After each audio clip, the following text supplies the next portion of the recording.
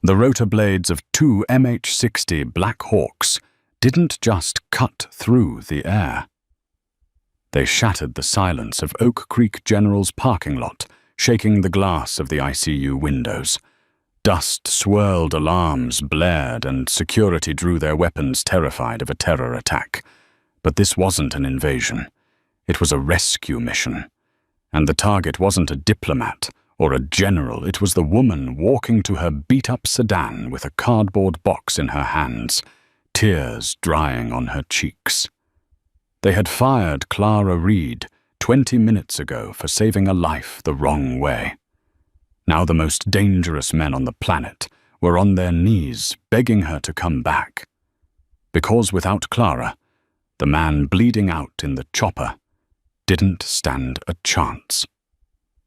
The fluorescent lights of the emergency room at Oak Creek General hummed with a headache-inducing flicker, a sound Clara Reed had learned to tune out over the last 12 years.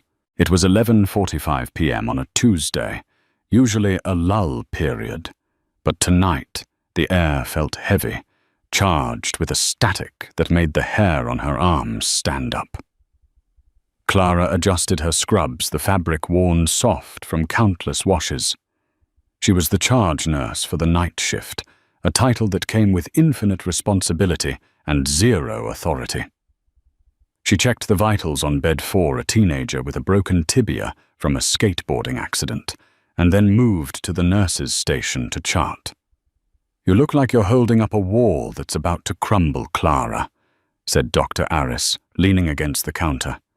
He was a good doctor, exhausted and cynical, but he cared.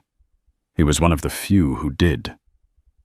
"Just another Tuesday, Aris," Clara muttered, uncapping her pen. "Admin is cutting the night budget again. They want us to reuse single-use pulse ox sensors if they look clean. Can you believe that?" Aris shook his head, rubbing his eyes. "Gavin Higgins is trying to secure his quarterly bonus. If he saves 10 grand on supplies, he gets 5 in his pocket. It's the way of the world." Clara tightened her grip on the pen. "It's going to kill someone." As if the universe was listening, the bay doors exploded open. The paramedics didn't walk in.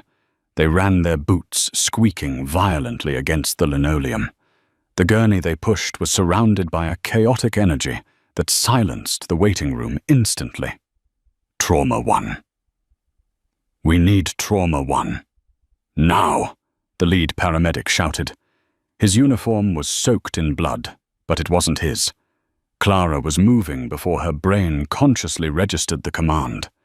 She vaulted over the counter, her sneakers gripping the floor as she intercepted the gurney. "Talk to me. What do we have?" "John Doe, male, roughly 40, multiple gunshot wounds to the thoracic cavity and upper thigh. He was dumped at the fire station 3 miles out. No ID. BP is crashing 60/40. He's bleeding out." Clara looked down at the patient. He was massive, built like a tank, with scars crisscrossing his arms that spoke of old battles. But right now his skin was the color of ash. He was gasping, his chest heaving in erratic, terrifying spasms. "Get him in," Clara commanded, swinging the gurney into the trauma bay. "Aris, I need you, Jenna. Get the rapid infuser ready." The team swarmed the patient. Clothes were cut away, revealing a torso that looked like it had been through a meat grinder. The wounds were professional, tight-grouping, high caliber. This wasn't a gang shooting. This was an execution that failed. "We're losing him," Aris yelled over the alarming monitors. "He's got a tension pneumothorax. I need to decompress the chest." Clara set up a chest tube tray. Clara moved with the precision of a machine, her hands flying across the sterile field. But as she handed Aris the scalpel, the bay door slid open with a calm, bureaucratic hiss. Gavin Higgins stood there, the hospital administrator. He was wearing a pristine navy suit that cost more than Clara's car, holding a tablet like a shield. "Stop," Higgins said. His voice wasn't loud, but it cut through the chaos like a knife. Dr. Aris froze the scalpel inches from the patient's skin. "Get out of here, Gavin. We're working." I said, "Stop," Higgins repeated, stepping into the trauma room, completely ignoring the sterility protocols. Registration just ran his prints through the database. This man is listed as indigent and uninsured in the state system. We are on diversion status for non-critical uninsured patients due to the budget freeze initiated at midnight. Clara stared at him, her blood running cold. "He is dying, Higgins. Look at the monitor." "And he is stable enough to be transferred to County General," Higgins said, smoothly looking at his tablet. "Protocol 7B. If a patient is uninsured and transportable, we do not incur the cost of surgery. The helicopter for transfer is already called. Patch him up and ship him out." "He won't survive the flight," Clara screamed, stepping between Higgins and the patient. "He has minutes, not hours. That is a risk County will have to manage." Higgins sneered, his eyes dead and cold. "This hospital is a business, Nurse Reed. We are not a charity ward for street thugs. Step away from the patient." The patient on the table let out a guttural groan, his hand shooting up to grab Clara's wrist. His grip was shockingly strong for a dying man. He looked at her, his eyes a piercing, unusual shade of grey. He couldn't speak, but the plea was clear. "Don't let me die." Clara looked at the monitor. The heart rate was plummeting. The transfer chopper was at least 20 minutes out. If they waited, he was dead. "Dr. Aris," Clara said, her voice dropping to a dangerous whisper. "Cut." Aris hesitated, looking at Higgins. "If you cut into that man," Higgins threatened, his face turning red, "I will have your license. I will sue you for assault, and you, Reed, you will be escorted out by security." Aris's hand trembled. He had a family. He had loans. He lowered the scalpel. "Clara, I can't." The patient's eyes rolled back. The flatline tone began to whine. "Code blue," Jenna shouted. Clara didn't think. She didn't calculate her pension or her rent. She snatched the scalpel from Aris's frozen hand. "Nurse Reed, don't you dare!" Higgins roared. Clara jammed the chest tube trocar into the patient's intercostal space. Air hissed out a massive release of pressure. The patient's chest expanded. The heart monitor beeped once, twice. A rhythm returned. She worked feverishly, stabilizing the bleed, ignoring the administrator screaming behind her.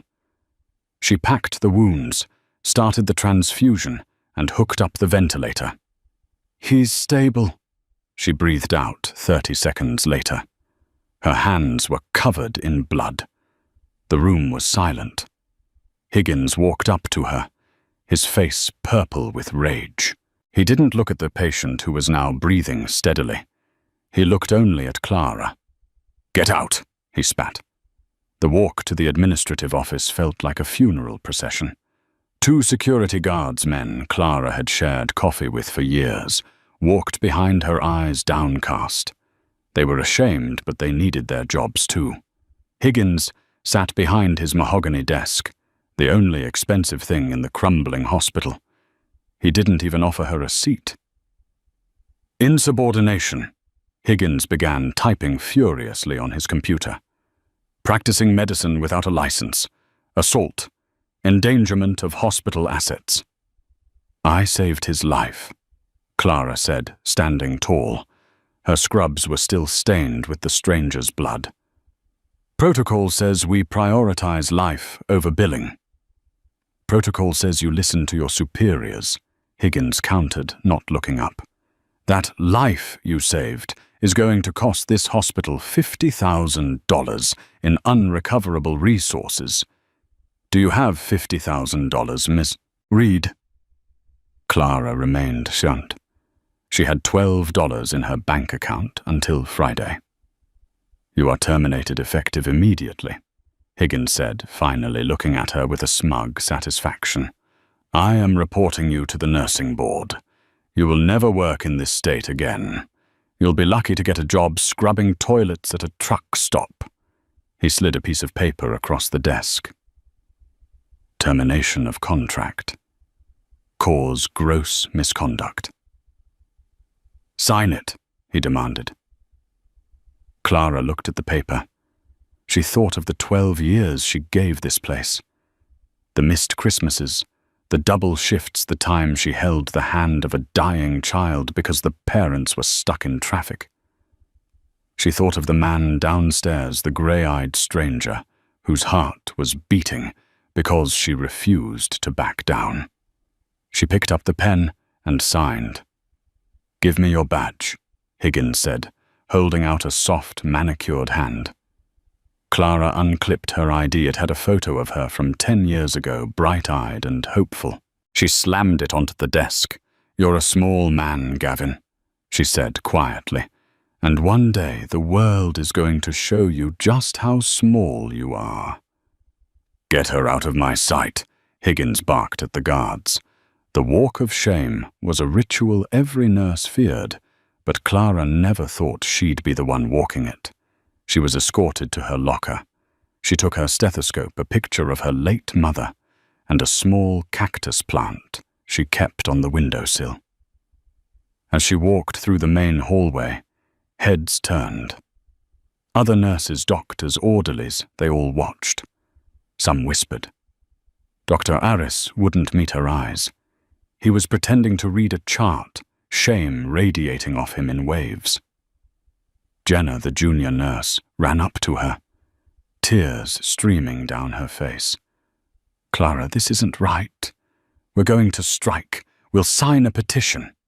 Clara shook her head, forcing a sad smile. Don't, Jenna. You have a baby on the way. Don't lose your insurance for me. Just keep an eye on that John Doe in bed 4. Okay, Higgins will try to discharge him the second he wakes up. I will, Jenna sobbed. I promise. The security guards walked her to the automatic doors. Sorry, Clara, one of them mumbled as the doors slid open. The cold night air hit her like a physical blow. Not your fault, Mike, she said. She stepped out into the darkness of the parking lot. The hospital lights hummed behind her, a fortress she was now exiled from. It was 12:30 a.m. Her career was over. Her reputation was destroyed. She walked to her car, a rusted 2015 Honda Civic that needed a new starter. She placed her box on the hood and leaned against the cold metal, burying her face in her hands. She didn't cry. She was too tired to cry. She just breathed, trying to figure out how she was going to pay rent, how she was going to tell her dad. She failed. She fumbled for her keys, the metal cold against her fingers. She opened the door and threw the box into the passenger seat. She put the key in the ignition. It turned, but the engine just clicked. No, she whispered. Please, not tonight. She tried again. Click, click, click. She slammed her hands against the steering wheel, a scream of frustration tearing from her throat. It was the breaking point. The unfairness of it all crushed her. And then she heard it. At first it was a low thrumming, like distant thunder. But the sky was clear. The sound grew louder, a rhythmic thwop, thwop, thwop that vibrated in her chest. Clara looked up. From the north, 2 dark shapes materialized against the moonlit sky. They were flying low, dangerously low. No running lights. Military. They weren't heading for the helipad on the roof. They were banking hard, the nose of the lead chopper dipping aggressively. They were aiming for the parking lot. Inside the hospital, the chaos began instantly. The vibrations from the rotors knocked picture frames off the walls in the lobby. The receptionist ducked under her desk, screaming that it was an earthquake. In his office, Gavin Higgins spilled his coffee as his window rattled violently. "What the hell is going on?" he shouted, running to the window. He saw them. Two massive helicopters, matte, black, sleek, and predatory. They were hovering just feet above the asphalt, kicking up a storm of dust and debris. "Who authorized a landing?" Higgins yelled, grabbing his phone to dial security. "Get them out of there. That's private property." Down in the parking lot, Clara scrambled out of her car, shielding her eyes from the blinding spotlights that suddenly snapped on from the belly of the lead helicopter. The wind was ferocious, whipping her hair across her face, stinging her skin with grit. The first helicopter touched down with a heavy thud, the landing gear groaning under the weight. The rotors didn't stop. They kept spinning, ready for immediate liftoff. The side doors slid open. 6 men jumped out. They weren't police. They weren't regular army. They were dressed in all-black tactical gear. No insignias, faces covered by balaclavas holding rifles that looked like they belonged in a sci-fi movie. They moved with a terrifying, fluid coordination. Clara backed up against her car, her heart hammering against her ribs. Terrorists, a raid. The soldiers didn't scan the area. They didn't secure the perimeter. They ran straight toward the hospital entrance. But one of them, the leader, a giant of a man with a radio strapped to his chest, stopped. He scanned the parking lot. His gaze locked onto Clara, standing by her broken-down Civic. He tapped his headset and changed direction, sprinting toward her. Clara froze. She raised her hands instinctively. "I didn't do anything. I'm just leaving." The soldier stopped 5 feet from her. He didn't point his weapon at her. He slung it behind his back in one smooth motion and ripped off his mask. He was young, maybe late 20s, with eyes that looked like they hadn't slept in a week. He looked frantic. "Are you medical staff?" he shouted over the roar of the engines. Clara stammered. "I just got fired." "I don't care about your employment status," the soldier yelled. "Are you a nurse?" "Yes, I'm a trauma nurse." The soldier grabbed his radio. "Command, I have a localized asset in the LZ. Female identifies as trauma nurse." He looked back at her. "What's your name?" Clara Reed." The soldier paused, listening to his earpiece. His eyes went wide. He looked at her with a mix of awe and relief. "Reed? Did you say Reed?" "Yes." "Control confirm ID Clara Reed." He listened for a split second, then looked at her. "Ma'am, you need to come with us. Now." "What?" "No." Clara backed away. "I'm not going anywhere with you." "Who are you people?" "We are Black Ridge Securities," the soldier said, stepping closer. "And we are here for the man you admitted 30 minutes ago, the John Doe." Clara's stomach dropped. "The gunshot victim. His name is Captain Elias Walker," the soldier said, his voice cracking with intensity. "He is the asset, and our onboard telemetry says his vitals are crashing again. He needs stabilization for extraction, and our medic took a round during the extraction. We have no medical personnel on site." "He's inside." Clara pointed to the ER doors. "There are doctors inside." "We don't trust them," the soldier barked. "We intercepted comms. The administrator ordered a transfer that would kill him. We are not letting that happen. We need someone he trusts. We need the person who saved him initially." Clara stared at him. "How do you know that was me?" "Because Captain Walker is conscious," the soldier said, "and he is asking for the woman with the sad eyes who defied the suit." Clara felt a shiver go down her spine that had nothing to do with the cold. "Ma'am, please."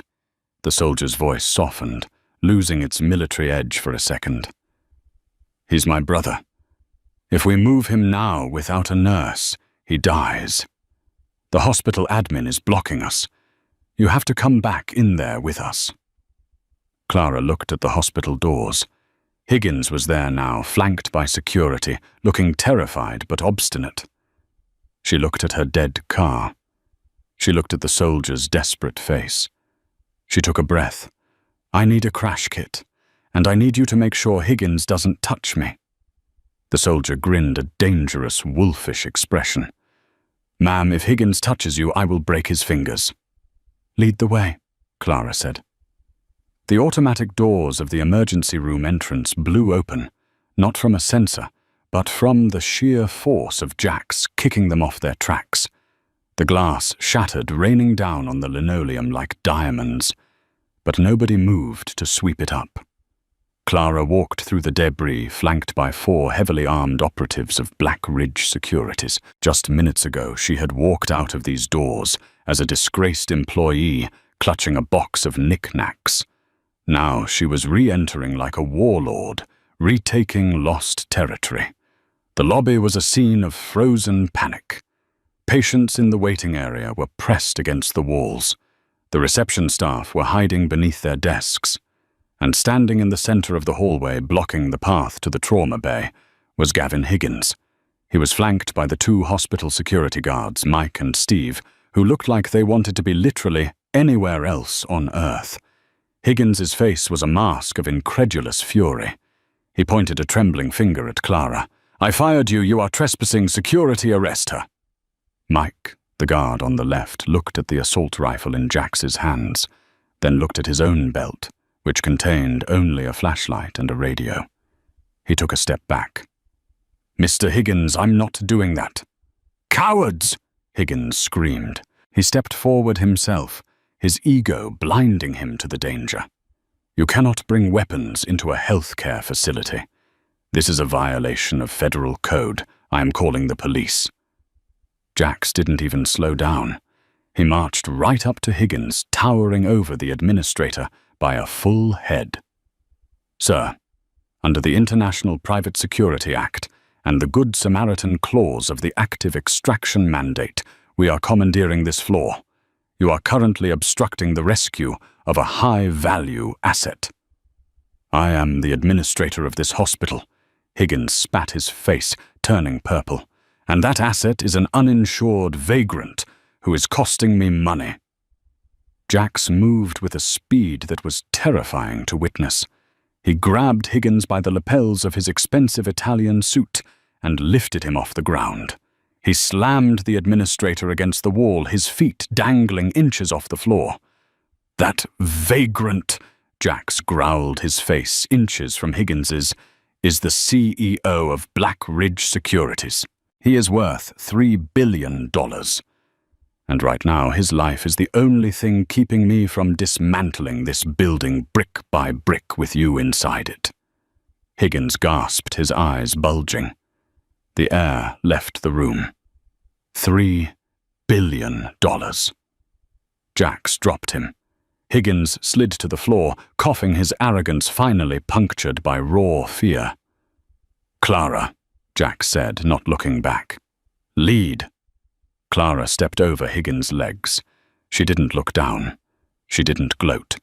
She just walked past him, her eyes fixed on the trauma bay doors.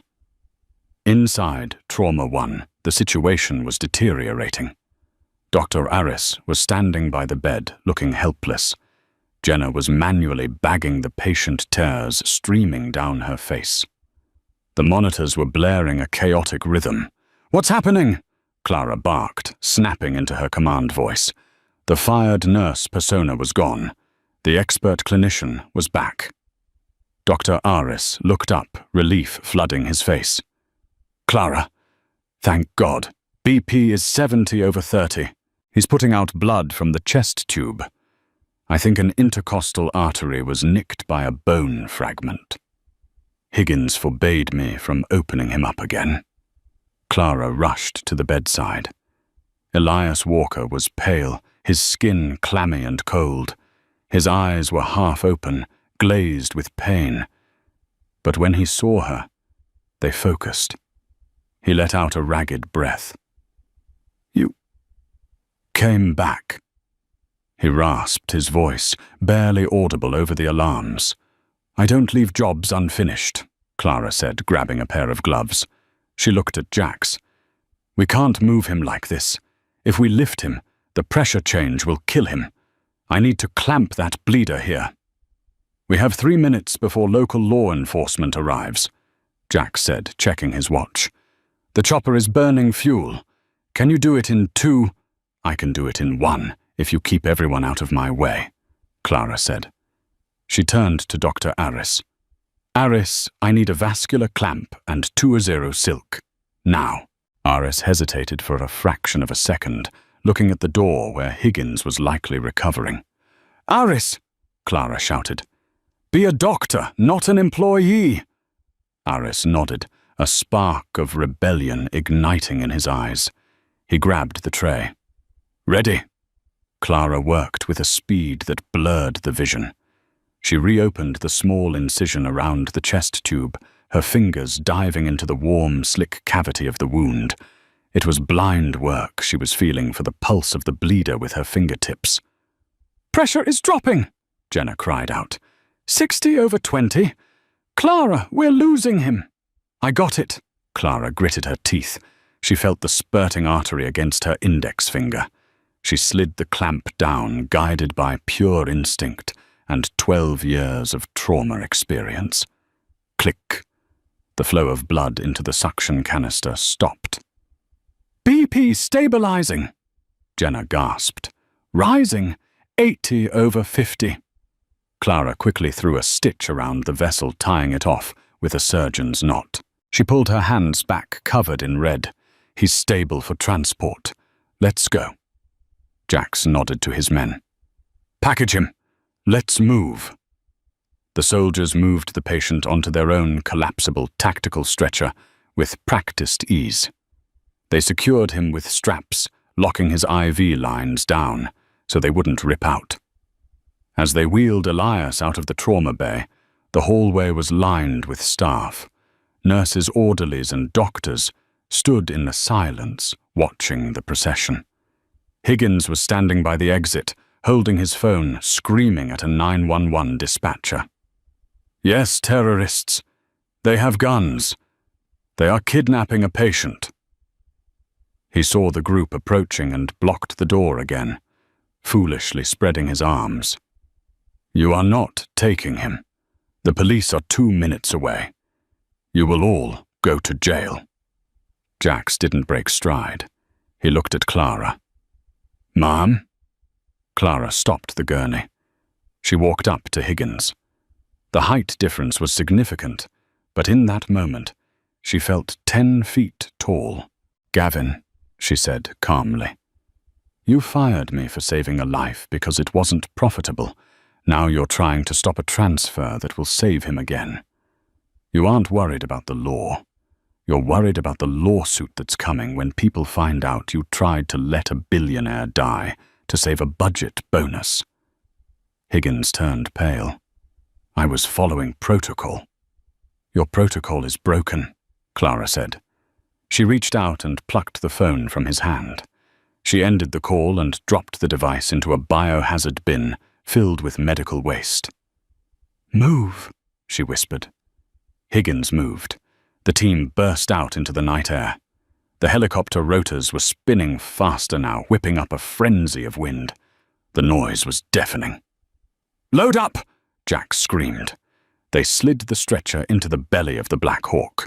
Clara climbed in after it, followed by Jax and his team. As the pilot pulled pitch and the helicopter lifted heavily into the sky, Clara looked down through the open side door.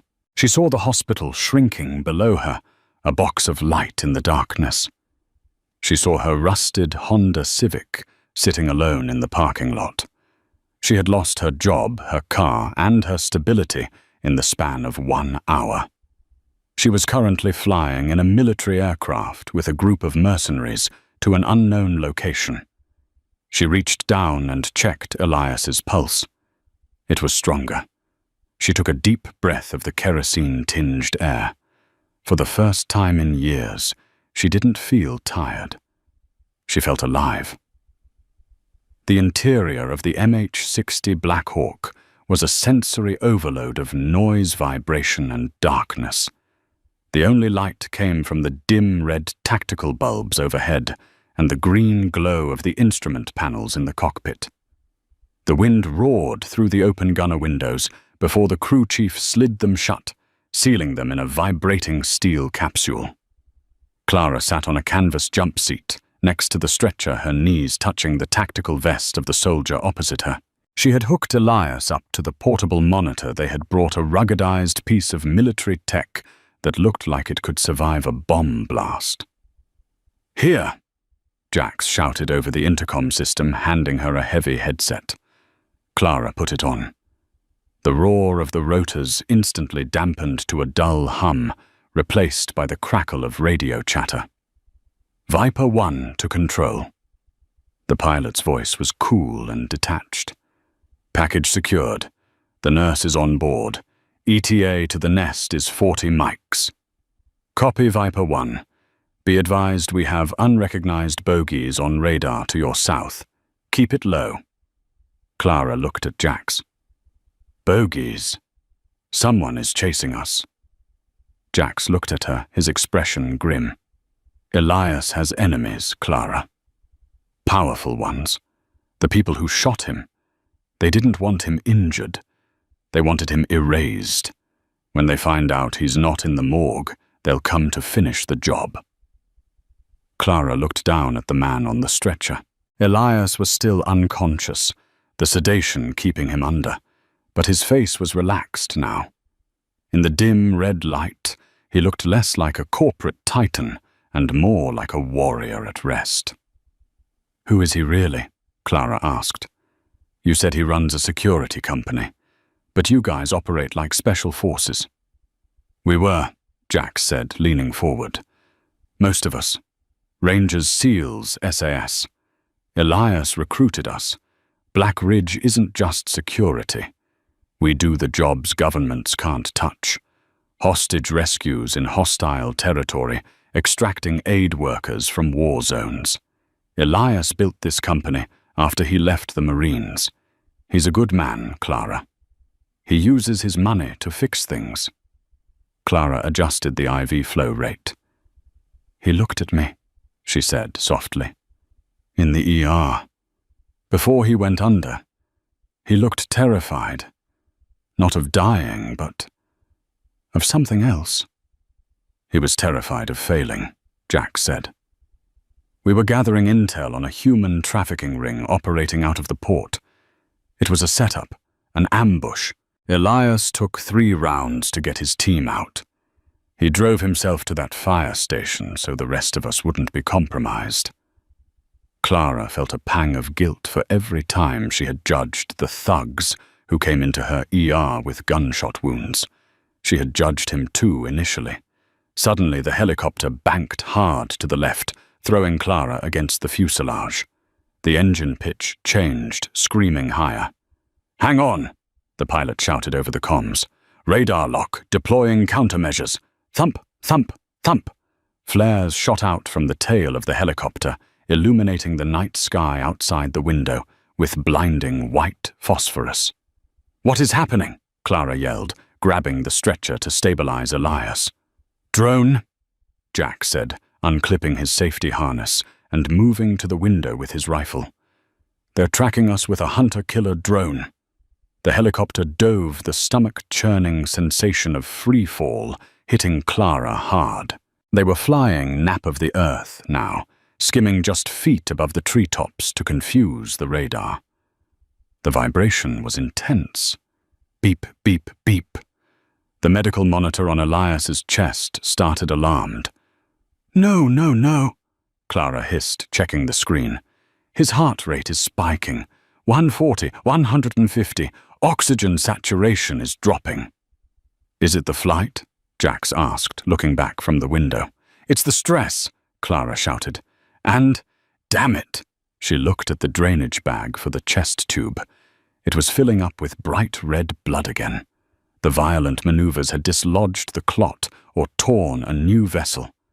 "He's bleeding out again," Clara yelled. "I need stable flight. You have to stop jerking the bird. If I fly straight, We get blown out of the sky, the pilot retorted. If you don't fly straight, he bleeds to death in 5 minutes, Clara screamed back. Choose. The cabin went silent for a heartbeat. Jax, the pilot asked. Jax looked at his brother on the stretcher. He looked at the radar warning of the drone hunting them. Then he looked at Clara. He saw the fierce determination in her eyes. She wasn't asking for permission. She was stating a fact. Level out, Jax ordered. Give her 2 minutes. We'll take our chances with the drone. Copy, the pilot said, his voice tight. Leveling out, bringing us up to 2,000 feet. You're a sitting duck, Jax. Just drive, Jax said. He turned to Clara. 2 minutes, Clara. Save him. The helicopter smoothed out. The shaking stopped. But the silence was terrifying because now they were a slow, steady target in the open sky. Clara didn't think about the drone.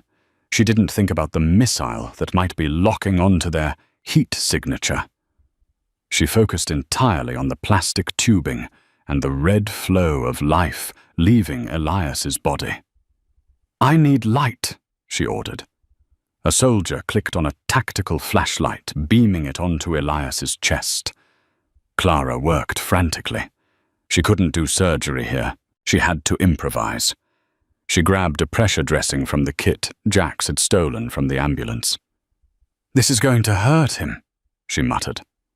She pressed her weight down onto the wound, packing the dressing deep around the tube site to create a tamponade effect. It was crude, brutal medicine, but it was all she had. Elias groaned, his body arching slightly, even through the sedation. Stay with me, Elias, she whispered into his ear. Don't you dare quit on me now. I didn't lose my job for a corpse. She pushed harder. Her arms burned. The helicopter felt like it was suspended in a void. 1 minute, the pilot warned. I have a lock tone. They're painting us. Almost. Clara watched the monitor. The heart rate was fluttering. 160. 155. 150. The bleeding in the tube slowed. The pressure was working. Come on, she begged. Suddenly, Elias's hand shot up. He grabbed Clara's forearm. His grip was weak, but his eyes were open again. He looked at her, then up at Jax. Jax, he wheezed. I'm here, boss, Jax said. Get her safe, Elias whispered. We're all getting safe, Clara said firmly. I got the bleed. It stopped. Time's up, the pilot shouted. Missile launch detected, bracing. The helicopter violently rolled inverted. Clara was thrown against the ceiling, her harness the only thing saving her neck. The flares popped again, a brilliant, chaotic firework show outside. Boom! A shockwave hit them. The missile had detonated close by. Shrapnel pinged against the hull like hail. The helicopter shuddered, the engine whining in protest, but the rotors kept spinning. Direct hit avoided, the pilot yelled, exhilaration in his voice. We're clear. Dropping into the valley. We're in the shadow. The helicopter leveled out again, flying low and fast through a canyon that blocked the radar. Clara hung limp in her harness, breathing hard. She looked down. Her hand was still pressing on Elias's chest. He was unconscious again, but the monitor showed a steady green line. Jax unbuckled and floated over to her. He put a hand on her shoulder. You got ice in your veins, Clara Reed, he said, shaking his head in disbelief. I've seen combat medics freeze in situations like that. Clara wiped a smudge of blood from her cheek. I worked the night shift in a city ER for 12 years, Jax. People shooting at me is a Tuesday. A drone is just a fancy drive-by. Jax actually laughed. It was a dry, barking sound. Welcome to Black Ridge, Clara. I haven't accepted the job yet, she retorted, checking the IV line. We're almost at the nest, Jack said, looking out the window where lights were appearing in the distance. Once we land, the real work starts.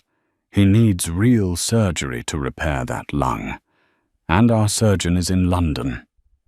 Clara looked at the extensive trauma kit on the wall of the chopper. She looked at Elias. I'm not a surgeon, she said. No, Jack said, but you're the only one here who knows what they're doing. You're going to have to assist. Or maybe more. The helicopter began its descent. Below them wasn't a hospital. It was a massive, fortified compound built into the side of a mountain, surrounded by high walls and patrol towers. Clara realized then that she had truly crossed a line. There was no going back to Oak Creek General. There was no going back to her old life. She was part of this world now, a world of private armies, billion-dollar secrets, and midnight firefights. And strangely, as the landing gear touched down on the concrete pad, she didn't feel afraid. She felt needed. The medical wing of the nest looked more like the bridge of a starship than a hospital ward. Walls of brushed steel monitors floating on articulated arms, and a surgical robot that cost more than the entire annual budget of Oak Creek General. But technology was useless without hands to guide it. Clara scrubbed in the harsh antiseptic soap, stinging the raw skin of her hands. She was trembling just slightly. The adrenaline of the flight was fading, replaced by the crushing weight of reality. She was about to assist in a complex thoracotomy on a billionaire paramilitary leader, guided by a voice on a screen. Clara! Jax's voice came over the intercom. He was in the observation deck above, pacing like a caged tiger. Dr. Wu is online from London. The connection is encrypted and stable. Clara stepped into the operating theatre. A massive screen on the wall flickered to life, revealing an older Asian man in surgical scrubs, sitting in what looked like a home office, but surrounded by monitors. Ms. Reed, Dr. Wu said, his voice calm and precise, filtered through the high-definition speakers. Jax tells me you are a trauma nurse, not a surgeon. Is this correct? Yes, doctor, Clara said, snapping on her gloves. I've assisted in hundreds of chest openings, but I've never led one. Tonight you are my hands, Wu said. The robotic arm is offline due to the EMP shielding we have active. You must do this manually. Mr. Walker has a lacerated lung and a pericardial effusion. If we do not drain the fluid around his heart and stitch the lung, he will go into cardiac arrest within the hour. Clara looked down at Elias. He was draped, only the square of his battered chest visible. I'm ready, she lied. Scalpel, Wu commanded. For the next 2 hours, the room existed in a vacuum of time. There was only Wu's voice and Clara's hands. Incision, retractor, suction, suture. It was grueling. Every movement had to be perfect. Twice Clara hit a vessel that obscured her vision with blood, and she had to blindly clamp it while Wu shouted instructions. Her back ached, her eyes burned, but she didn't stop. Okay, Wu said, finally his voice sounding exhausted, even through the digital link. The lung is sealed. The pericardium is drained. Close him up, Ms. Reed. You've done adequate work. High praise, Clara muttered, placing the final staples. She stepped back, dropping the instruments onto the tray. Vitals, she asked the room. Stable. The automated anesthesiology monitor chirped. BP 110/70, O2 saturation 98%. Clara slumped against the wall, sliding down until she hit the floor. She ripped off her mask, gasping for air. She had done it. The door to the OR hissed open. Jax walked in. He wasn't wearing scrubs. He was in full tactical gear, his rifle slung across his chest. He looked more on edge than he had in the helicopter. "He's alive," Clara said, looking up at him. "He's going to make it." Jax didn't smile. He walked over to the monitors and checked the readings.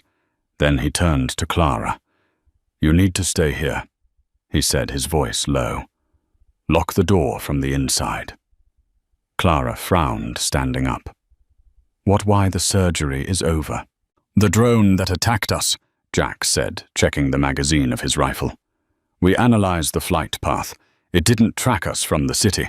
It was launched from within a 10-mile radius of this mountain, and the encryption keys it used to bypass our outer defenses, they came from inside the house." Clara felt the blood drain from her face. "You have a mole." "We have a traitor." Jax corrected, his eyes hard as flint. "And until I find out who it is, nobody enters this room. Not my men, not the cleaning crew, nobody. You are the only person I know for a fact isn't on the payroll of whoever wants Elias dead." "How do you know that?" "Because you were fired for saving him," Jax said. "And you got on a helicopter with strangers to save him again. You have nothing to gain but his life. Everyone else here, they have ambition." He handed her a heavy black pistol. Clara stared at it. "Jax, I save lives. I don't take them." "Tonight you might have to do both," Jax said, pressing the gun into her hand. "If that door opens and it's not me, you shoot. Do you understand? You shoot until the slide locks back." He turned and walked out. The heavy steel door sealed with a pneumatic thud. The electronic lock engaged. Clara was alone with the unconscious billionaire and a gun. 1 hour passed, then 2. The silence of the medical bay was heavy. Clara checked Elias's vitals every 5 minutes. He was sleeping peacefully, the rhythm of his breathing the only comfort in the room. Then the lights went out. It wasn't a flicker. It was a hard cut. The hum of the ventilation system died. The monitors switched to battery backup, their screens glowing eerily in the sudden pitch blackness. Clank. The sound came from the ventilation vent in the ceiling directly above the supply closet. Clara's heart hammered against her ribs. She gripped the pistol with both hands, her knuckles white. She remembered what her father, a retired cop, had told her once about holding a gun. "Don't aim with your eyes. Aim with your body." The vent grate unscrewed with a soft metallic scrape. A pair of legs dropped down. It wasn't a random assassin. It was Vargas, the pilot, who had flown them here. The man who had laughed with Jax about the drone. He landed softly. He was wearing night vision goggles. He raised a suppressed pistol, scanning the room. He didn't see Clara crouched behind the heavy surgical robot. "Clara," Vargas whispered, his voice distorted by the silence. "I know you're in here. Don't make this messy. Step away from the patient, and you can walk out. I'll even give you a car." Clara held her breath. Why, she thought. Why him? Jax knows. Vargas continued, moving slowly towards the bed. He's sweeping the barracks right now, but he's looking for a ground soldier, not the pilot who's been with Elias for 5 years. They always overlook the drivers. He was 10 feet from Elias. He raised his weapon toward the sleeping man's head. Clara didn't hesitate. She didn't think.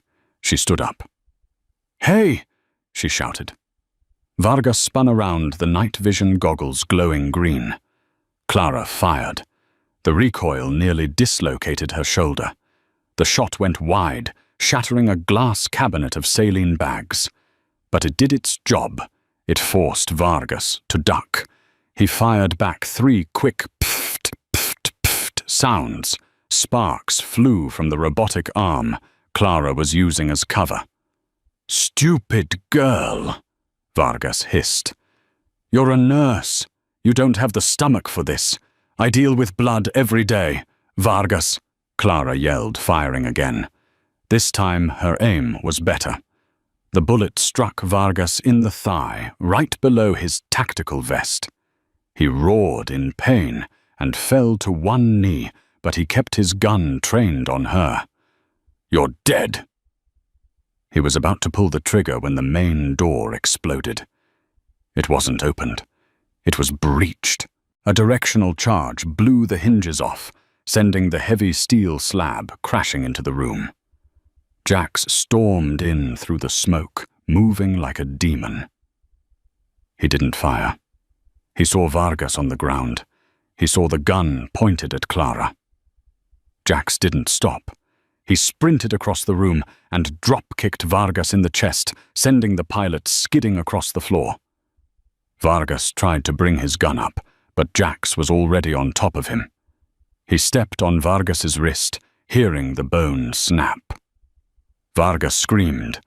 Jax ripped the night vision goggles off Vargas's face and put the barrel of his rifle against the traitor's forehead. "You flew my brother," Jax whispered, his voice shaking with rage. "You ate at our table." "It was business, Jax," Vargas spat, clutching his bleeding leg. "The cartel, they offered 10 million. Elias is bad for business." "Elias is the business," Jax said. "Jax!" Clara shouted, stepping out from behind the robot. "Don't!" Jax froze his finger on the trigger. He looked at Clara. "He needs to answer questions," Clara said, her voice steady, despite the gun still shaking in her hand.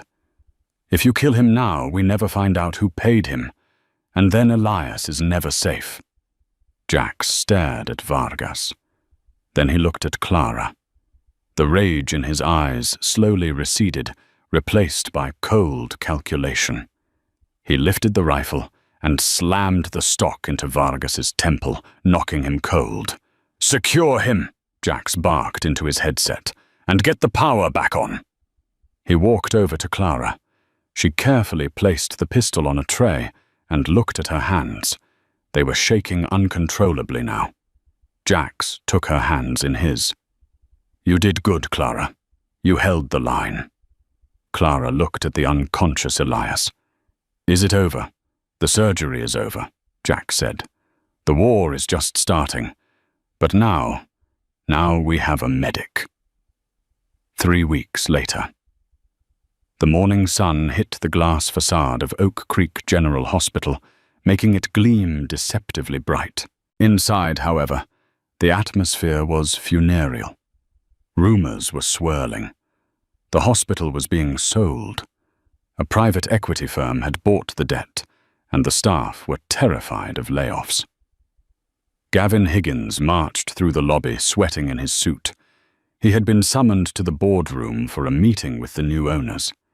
He had prepared his spreadsheets, his cost-cutting proposals.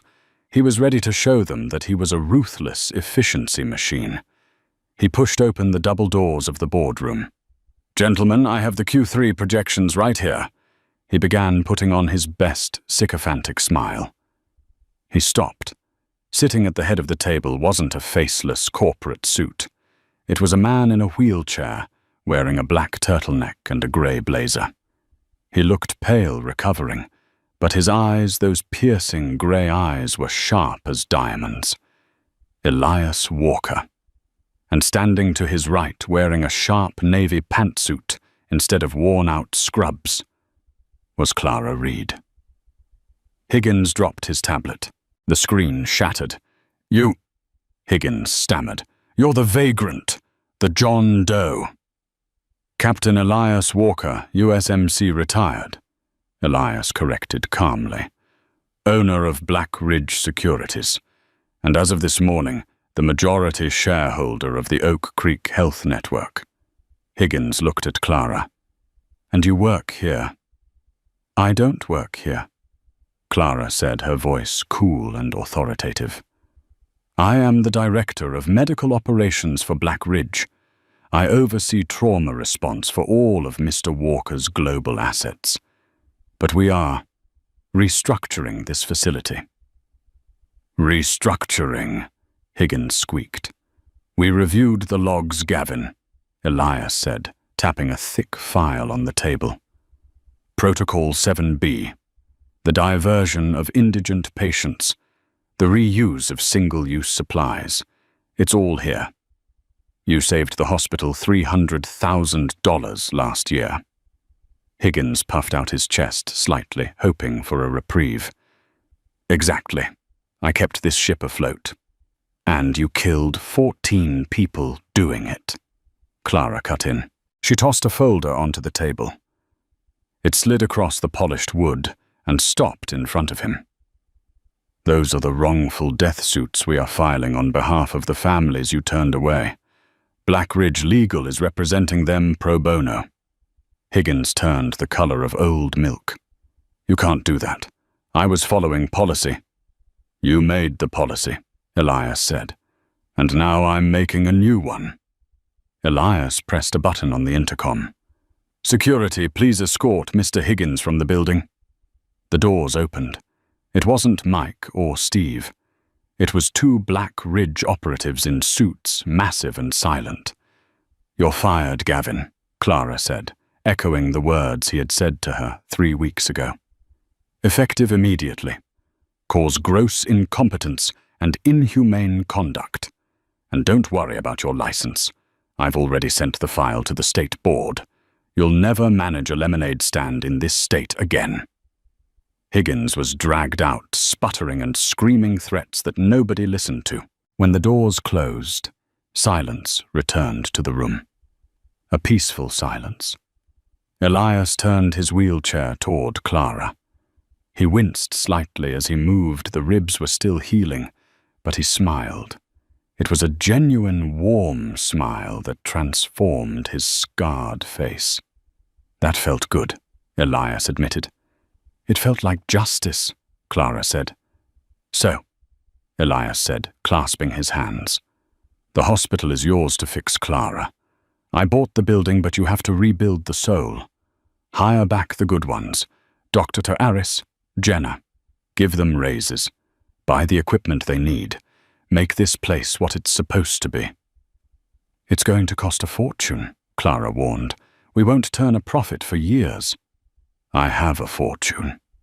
Elias shrugged. "I don't need a profit. I need a hospital that doesn't let people die because they're poor. Consider it my insurance policy." Clara walked over to the window. She looked down at the parking lot. Her old Honda Civic was gone, replaced by the sleek company car waiting for her. But more importantly, she saw the ambulances arriving. She saw patients walking in. She wasn't just a cog in the machine anymore. She was the one holding the wrench. She turned back to Elias. "Thank you, Elias." "No," Elias said softly, his eyes locking onto hers. "Thank you, Clara, for not cutting." "I did cut," she smiled. "Just eventually." "Ready to go?" he asked. "We have a briefing at the Nest in an hour." "Ready," Clara said. She walked behind his wheelchair, not as a servant, but as a partner. They exited the boardroom, moving down the hallway she used to walk with her head down. Now she walked with her head high. She was Clara Reed, the nurse who defied an administrator, fought off an assassin, and saved a billionaire. And she was just getting started. And that is the incredible story of Clara Reed, the nurse who lost everything for doing the right thing, only to gain a life she never imagined.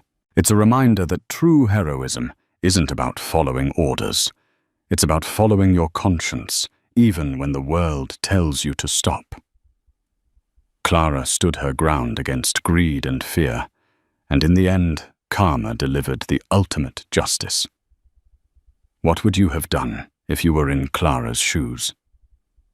Would you have risked your career to save a stranger? Let me know in the comments below. If you enjoyed this story of justice drama and redemption, please smash that like button. It really helps the channel grow. Don't forget to subscribe and hit the notification bell so you never miss a new story. I release new episodes every week. Thanks for watching, and I'll see you in the next one.